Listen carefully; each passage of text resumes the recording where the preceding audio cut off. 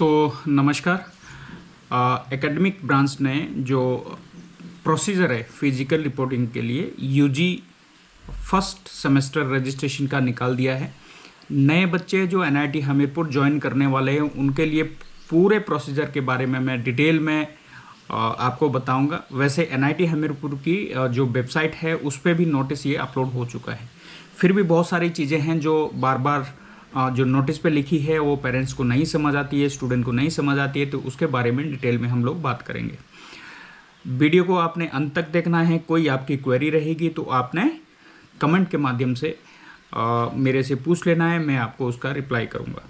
तो देखिए, सबसे पहले है कि आपको किस किस डेट को जो सबसे पहले जो इम्पोर्टेंट है कि बीटेक, बीआर्क और ड्यूल डिग्री के जो एनआईटी हमीरपुर में जो जिनका एडमिशन हुआ है थ्रू सेंट्रलाइज काउंसलिंग प्रोसेस, जैसे जोसा है, सीसेप 2026 है, और थ्रू जिनका आईसीसीआर है, एमईए है, एसआईए है, डासा है, इनके जो ये जैसे भी इनका एडमिशन एनआईटी हमीरपुर में हुआ है तो उनको फिजिकल रिपोर्टिंग जो है जिसको बोलते हैं, जो आपका डॉक्यूमेंट वेरिफिकेशन भी उस दिन होगा। और उस दिन के बाद एक सबसे बहुत सारी हम महत्वपूर्ण चीज़ें डिस्कस करने वाले हैं, तो आपने वीडियो को अंत तक देखना है ताकि आपकी कोई भी क्वेरी एक ही वीडियो में सारी चीज़ें आपको मिल जाएगी। तो देखिए, सबसे पहले 13 तारीख से 13 अगस्त 2026 से आपकी फिजिकल रिपोर्टिंग होनी है और 17 तारीख तक होनी है। अलग 3 डेटों में आप लोगों को बुलाया है जो यूजी की मैं बात कर रहा हूँ। तो सबसे पहले जैसे 13 अगस्त को कौन आने वाले हैं, कंप्यूटर साइंस और इलेक्ट्रॉनिक्स एंड कम्युनिकेशन इंजीनियरिंग के स्टूडेंट हैं और ड्यूल डिग्री के स्टूडेंट हैं। ठीक है, तो ये आप लोग आने वाले हैं 13 अगस्त को। और इसके बाद जो है 14 अगस्त को बीटेक, इलेक्ट्रिकल इंजीनियर, मैकेनिकल और केमिकल इंजीनियरिंग के स्टूडेंट हैं, वो जो है अगले 13 तारीख को आने वाले हैं और 14 तारीख को आने वाले हैं। और इसके बाद जैसे जैसे आगे जैसे इनका हो जाता है तो फिर थोड़ा गैप देने के बाद 17 तारीख को civil engineering, physics, mathematics, computing, material science and engineering और आर्किटेक्चर के स्टूडेंट को 17 तारीख को फिजिकल रिपोर्टिंग है। तो अकॉर्डिंगली आप लोग जो है अपनी बसेस है, ट्रेन है, जैसे भी आप लोग आना चाहते हैं उस हिसाब से अपना शेड्यूल तय कर लीजिए, बुक कर लीजिए। हिमाचल प्रदेश में अभी हल्की बारिश का सीज़न भी है, तो छाते और उस हिसाब से उस तरीके से ही आपको आने हैं। आगे सर्दियाँ आने वाली है तो हो सके तो अभी ही आप अपने सर्दियों के कपड़े भी साथ ला सकते हैं। एक सबसे बड़ी चीज़ बताता हूँ मैं पेरेंट्स के लिए कि आप जैसे ही यहाँ आओगे तो बच्चे को आपको यहीं पे छोड़ना है, क्योंकि 17 तारीख को ओरिएंटेशन है और 17 को फिजिकल रिपोर्टिंग है और उसके बाद तुरंत ही ओरिएंटेशन 18-19 को शुरू हो जाएगा और फिर क्लासेस कंटिन्यू है। तो कंटिन्यू क्लासें हैं, मतलब ऐसा नहीं है कि आप बच्चे को पहले आओ फिर घर ले जाओ, वो आपको मौका नहीं मिलेगा। आपको तुरंत ही जिस दिन आओगे उसी दिन ही हॉस्टल भी अलॉट हो जाएगा। हॉस्टल के बारे में भी हम बात करेंगे डिटेल में। तो आप तभी मैंने आपको बताया कि जो चैनल पे नए हैं मेरे चैनल को सब्सक्राइब कर दो। आगे भी जो चीज़ें होती रहेगी और वो सारी हम डिस्कस करेंगे। और फिर जैसे आप फिजिकल रिपोर्टिंग के दिन आओगे 13 तारीख को, तो आपने सबसे पहले जैसे आप दिल्ली है, मैं दिल्ली से बताता हूँ कि कैसे आपको आना है। तो दिल्ली से अगर आप बाई ट्रेन आ रहे हैं तो आप ऊना आ सकते हैं, और ऊना से कभी भी, चाहे रात को भी पहुंचो, कभी भी ऊना से हमीरपुर के लिए बहुत सारी बसें हैं। आप जो जहां पे रेलवे स्टेशन है ऊना, उसके जैसे बाहर आएंगे तो वो मेन रोड पे आ जाओगे और मेन रोड से उधर से ही सारी हमीरपुर की बसें मिलती है। हमीरपुर बस स्टैंड आने के बाद यदि आप दिन में हैं तो कोई दिक्कत नहीं है, रात को है तो वहाँ मैं एक नंबर भी शेयर कर दूंगा, 1-2 नंबर जो मेरे पास टैक्सी वालों के हैं। वैसे तो शायद वो रात को जो अवेलेबल टैक्सियाँ वहाँ पे होगी वो ले सकते हैं, और 300 रुपये जो है एनआईटी हमीरपुर का किराया रात को लेते हैं। तो ये सारी चीज़ें हैं। और एनआईटी हमीरपुर जो है बस स्टैंड से 2 किलोमीटर ऊपर है अणु नामक एक जगह है जो 2 किलोमीटर ऊपर है, और अणु में जो एनआईटी हमीरपुर है, और यहाँ के लिए 300 रुपये वो चार्ज लेंगे। दिन में है तो बसेस है, कोई ऐसी दिक्कत नहीं है। इसके अलावा भी कोई आपको पूछना हो, जैसे रहने का है, उसके बारे में बात करेंगे। तो एक मैं उस पर दे देता हूँ कि देखिए, यहाँ वैसे तो आपको जिस हॉस्टल में आएंगे गर्ल्स हॉस्टल को छोड़ के, तो बॉयज हॉस्टल में एक मतलब हॉल जैसा होगा, वहाँ पे जो बिस्तर ज़मीन पे लगे होंगे, तो अगर किसी को रात काटनी है तो वो हो जाएगा अरेंजमेंट।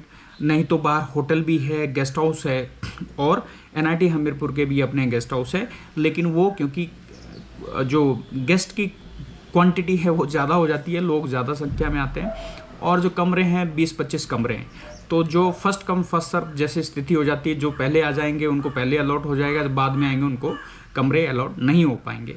तो अगर फिर भी कोई कमरे अलॉट करना चाहते हैं तो warden.satpura@nith.ac.in ये ईमेल आईडी है। मैं एक बार रिपीट करता हूँ ईमेल आईडी, warden@nith.ac.in। इस पे आपने अपना ईमेल करना है कि मैं इस डेट को चेक इन करूँगा और अगले दिन मेरा चेकआउट होगा, डिटेल के साथ आपने डाल देना है, ताकि आपका अगर वैकेंट सीट आपको मिल जाती है गेस्ट हाउस में तो आपको रिप्लाई आ जाएगा। तो ये तो थी सारी चीज़ें। उसके बाद मैं यहाँ पे नज़दीक में जो गेस्ट हाउस है उसकी भी सारी डिटेल डाल दूँगा डिस्क्रिप्शन पे, तो आपको दिक्कत नहीं आएगी, कॉन्टैक्ट नंबर भी डाल दूँगा। तो ये सारी चीज़ें। दूसरा, अब हम लोग आगे आएंगे कि आपको क्या क्या चीज़ें लेके आनी। एक तो यार मैंने ये बोल दिया कि बच्चे का सारा सामान आपने लेके आना है, और अगर आप दूर से आ रहे हैं और सोचते हैं कि हमें जो है यहीं पे ही सामान लेना है, तो आप यहाँ पे भी सामान मिल जाएगा। जैसे बिस्तर यहीं पे मिल जाएगा, और बिस्तर मतलब हम नहीं देंगे, परचेज कर सकते हैं। यहाँ अंदर ही दुकानें हैं 2-3, आप वहाँ से अपने जिस हिसाब से आपने सस्ता महंगा जैसा भी आप चाहते हो यहीं पे ही मिल जाएगा, और वो आपके कमरे तक छोड़ देते हैं। जब आप आओगे, जो हॉस्टल आपको अलॉट होगा, मान लो अंबिका गर्ल्स हॉस्टल होगा तो वहाँ आपको जाना पड़ेगा। वो जब आप उनको बोल दोगे, मान लो आपको जैसे गद्दा चाहिए, कंबल चाहिए, बेडशीट चाहिए, तकिया चाहिए, बाल्टी चाहिए, तो वो आपको सारा कुछ आपने वहाँ से दुकान से ले लो और उनको बोल दो कि वहाँ छोड़ दो, आपके नाम से आपके कमरे तक वो पहुँचा देंगे। ये सारी व्यवस्था यहाँ पे मिल जाएगी। तो इसके बाद कि अगर बाई बस आप लोग आ रहे हैं तो दिल्ली से चंडीगढ़ आना पड़ेगा, और चंडीगढ़ से हमीरपुर के लिए सीधी बसें हैं, तो दिक्कत ऐसी नहीं है। ठीक है। अब इसके बाद कि फ़ीस कितनी देनी है। अब देखिए, सबसे पहले हम remaining fee deposit by the candidate academic fees की हम बात करेंगे, कि जैसे SC ST और PWD के जो स्टूडेंट हैं वो 3,600 रुपये जमा कराएंगे।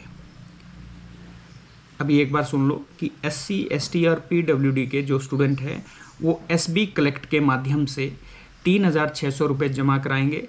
आपके पास रजिस्ट्रेशन नंबर है, और आप उस रजिस्ट्रेशन नंबर पे अपना 3,600 रुपये पहले ही करके लाएं, और उसकी 2 कॉपियाँ भी लेके आएँ। और ये मैं सबसे पहले कि जो भी आपके ओरिजिनल डॉक्यूमेंट ज़रूर लेके आएँ, पासपोर्ट साइज़ फ़ोटो लेके आएँ, और जो भी आपके ओरिजिनल डॉक्यूमेंट है उसके 2-2 सेट कम से कम आप फ़ोटोस्टेट कॉपियाँ ले आएँ, ताकि यहाँ परेशान ना हो। यहाँ बहुत बच्चे परेशान हो जाते हैं। मैं ये आपको बता देता हूँ कि जैसे आप लोग यहाँ पहुँचेंगे तो फ़ोटो से एक ज़ेरॉक्स के लिए भागना पड़ता है। तो यार दोस्तों, आप अपने घर से पहले ही ज़ेरॉक्स हर डॉक्यूमेंट के 2-2 कॉपियाँ लेके आएँ, और 5-6 अपने फ़ोटो लेके आएँ, और अपनी फ़ीस जमा पहले ही एडवांस में जमा करके लाएँ SB कलेक्ट के माध्यम से। और अब है अनरिजर्व्ड EWS OBC NCL के स्टूडेंट को कितनी फ़ीस देनी है। तो देखिए, जो for family income up to 1 lakh उनकी निल है, उनको कोई पैसे नहीं देने। और फॉर रिमेनिंग फ़ीस की बात कर रहा हूँ मैं, फॉर इनकम बिटवीन 1 से 5 लाख वालों को भी कोई पैसे नहीं देने, और इनकम जिनके 5 लाख से ऊपर है उनको 26,100 रुपये SB कलेक्ट के माध्यम से आपको जो है जमा करने हैं। तो ये सारी है। फिर जिनको इनकम का रिबेट मिल रहा है उनको भैया family income certificate issued by the competent authority, और जो तहसीलदार SDM से आपने फैमिली इनकम बनाना है। जो इनकम सर्टिफिकेट है वो बच्चे के नाम पे होगा, और उसमें सारे फैमिली की इनकम सर्टिफिकेट बनता है तो फैमिली की ही बनती है। तो ये सारी चीज़ें हैं, और वो अप्रैल 2026 के बाद का इनकम सर्टिफिकेट बना होना चाहिए। और दूसरा मांगा है कि जो रिफ़ंड है आपका वो applicable refund if any shall be initiated after receipt of fee from जोसा। जोसा से जब जोसा सीसेप से जब पैसे आ जाएंगे और उसकी टेंटेटिव डेट है वो फरवरी 2027 के बाद आपको रिफ़ंड होगा। तो सारी चीज़ें मैंने आपको बताई है। कुछ और भी आपको पूछना हो तो आप बता दीजिए।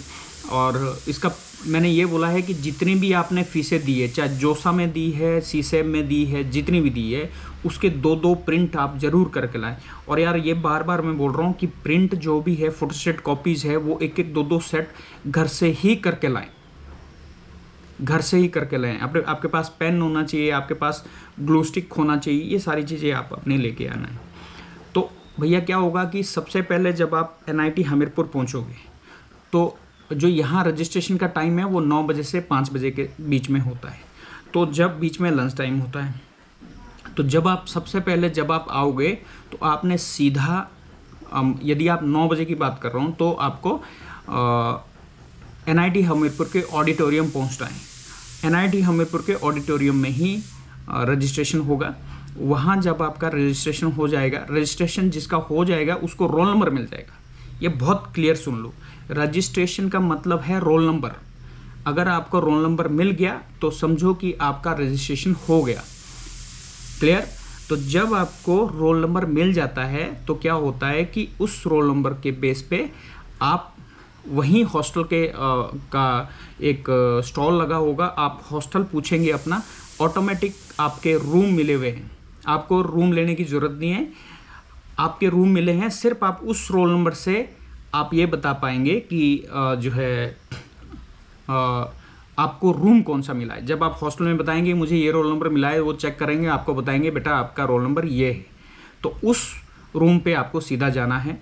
आपके जो रूम पे दोस्त होंगे वो भी आपको नहीं पता होंगे, ये रैंडमली आपको अलॉट होंगे। आप अपनी इच्छा से आपको फर्स्ट सेमेस्टर में स्टूडेंट या आपके दोस्त नहीं मिल सकते, तो ऑटोमेटिक सिस्टम से आपको। और जो यहाँ पे आपको हॉस्टल का टाइप है वो आपको शेयरिंग बेसिस पे है, 3 BHK, 3 शेयरिंग, 4 शेयरिंग, और इस ढंग से है बॉयज़ एंड गर्ल्स का। दूसरा, जब आपको रोल नंबर मिल जाएगा तो मान लो जो लड़का है तो आपको वार्डन कैलाश बॉयज़ हॉस्टल के अकाउंट में 40,000 रुपीज़, 40,000 रुपये SB कलेक्ट से करने हैं। और लड़कियों को वार्डन अंबिका गर्ल्स हॉस्टल में 40,000 रुपये SB कलेक्ट के माध्यम से करने हैं। ये सारी डिटेल है। और फिर इनकम सर्टिफिकेट के लिए मैंने आपको पहले भी बता दिया है कि फॉर्मेट सारे दिए हुए हैं। जब आप वेबसाइट पे चेक करेंगे तो उसमें फॉर्मेट दिए हुए हैं, उस फॉर्मेट पे आप दे सकते हैं। और रजिस्ट्रेशन के टाइम में मैंने ये बार बार बोला है कि आपको अपनी सारी ओरिजिनल कॉपीज़ लेके रखनी है और सेल्फ अटेस्टेड हार्ड कॉपी होनी चाहिए। चेकलिस्ट भी इसमें दी गई है कि आपको क्या क्या चीज़ें चाहिए। और एक सबसे इम्पोर्टेंट बात है कि अगर आपके ओरिजिनल हिंदी इंग्लिश में नहीं है, ये बहुत सारे जैसे साउथ के हैं, महाराष्ट्र की तरफ है, कहीं और जगह के हैं जहाँ सर्टिफिकेट जो आपके हैं वो किसी और भाषा में होते हैं, जैसे तेलुगु है, उड़िया है, या मराठा है, या मराठी है, या इस ढंग से किसी और भाषा में, तो उनको अपने जो डॉक्यूमेंट को हिंदी या इंग्लिश में ट्रांसलेट करा के लाना पड़ेगा और वो अटेस्ट होना चाहिए गजेटेड ऑफिसर से। ये सारी चीज़ें, तो ये इस बात का आपने ध्यान रखना है। ये बाद में यहाँ के बहुत सारे परेशान रहते हैं पेरेंट्स, तो उनको मैं बता देता हूँ। चेकलिस्ट में आपको सबसे पहले क्या क्या चीज़ें चाहिए, तो एक तो ओरिजिनल चेकलिस्ट हो जाएगी जो आप प्रिंट ले आएंगे। इसका जो चेकलिस्ट इसमें डाली हुई है इसका आपने ओरिजिनल प्रिंट लेना है। तो दूसरे recent passport size photograph, provisional admission letter, admit card JEE main का 2026 का, स्कोर कार्ड JEE मेन 2026 का, मार्कशीट 10th की, ये डेट ऑफ बर्थ के लिए मानी जाएगी, और मार्कशीट 12th की, ये स्टेट ऑफ एलिजिबिलिटी और परसेंटेज के लिए मानी जाएगी। स्टेट ऑफ एलिजिबिलिटी वो है जहाँ से आपने +2 की है। फिर है ईयर ऑफ पासिंग और सारी चीज़ें।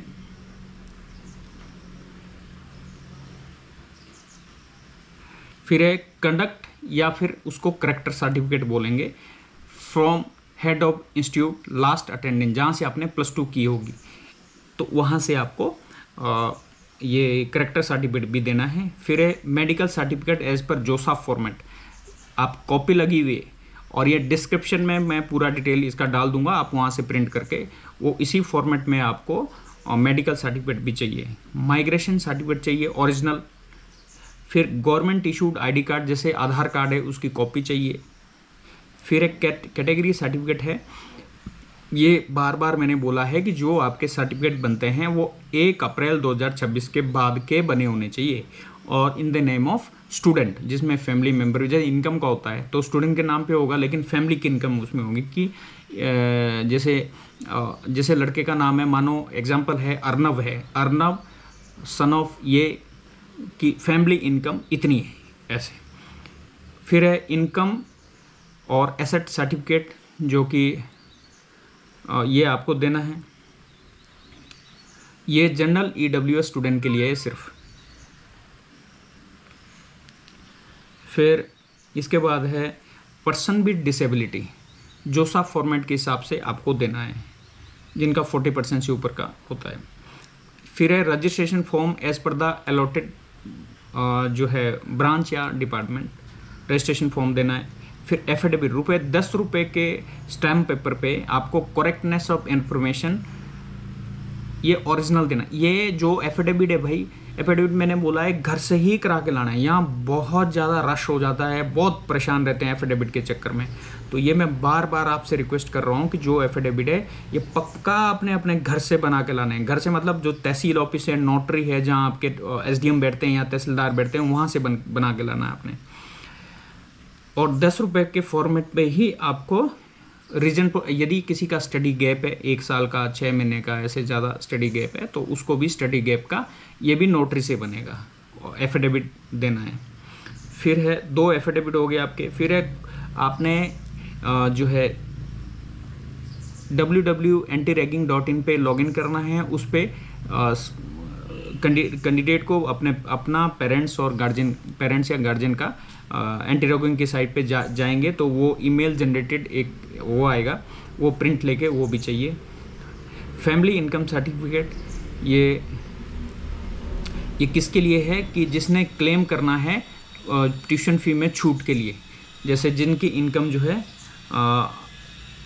5 लाख तक है, 1 लाख से 5 लाख तक है उनको। तो ये सारी चीज़ें थी जो मैंने आपको बताई है। और जो इसके बाद जो MEA के स्टूडेंट है उनको या जो डासा के स्टूडेंट है उनको अपने पासपोर्ट का भी चाहिए, फ़ोटो चाहिए। तो बहुत सारी अलग अलग चीज़ें हैं। फिर भी आपको अगर कोई ऐसा लगता है कि कोई छूट गई है मेरे से, वैसे तो मुझे ध्यान करके सारी चीज़ें बताई है पर फिर भी हो सकता है छूट गई हो, तो ये है भाई। और बाकी मैं यहाँ पे इलेक्ट्रिक टैक्सियाँ अंदर चलती है जो नीचे से जो बाज़ार से आपको ऊपर लाएगी। तो यदि आपको उनके नंबर भी मैं 2-3 जो मेरे पास है मैं दे दूँगा। तो अगर आपको ऐसा लगे, वो शायद ₹150 इलेक्ट्रिक जो टैक्सी है वो ₹150 लेती है, और अगर आप दूसरी टैक्सी पेट्रोल टैक्सी ले आओगे तो वो ₹300 लेती है जो ऑडिटोरियम तक छोड़ने का। तो इस ढंग से आपने आना है। इसके बाद कुछ रह गया हो मेरे दिमाग में जो बच्चे पूछ रहे थे तो अभी तक मुझे ध्यान नहीं आ रहा है, चलो आप लोग बताएंगे तो मैं कमेंट के माध्यम से आपको बता दूंगा। तो चैनल को सब्सक्राइब करना है, लाइक करना है, शेयर करना है, और अपने आसपास भी यदि कोई आपके दोस्त है तो उनको भी ये वीडियो शेयर करना है ताकि उनको भी हेल्प हो जाए, ठीक है। इसके बाद हेल्प सेंटर के NIT हेल्प सेंटर के नंबर भी अपलोड है, मैं वो भी डाल दूँगा। सारी चीज़ें मेरी डिस्क्रिप्शन पे मिलेगी और आपने उसको देखना है और उस पर अमल करना है, उस ढंग से ही आप लोग आएँ, ठीक है दोस्तों। Thank you so much.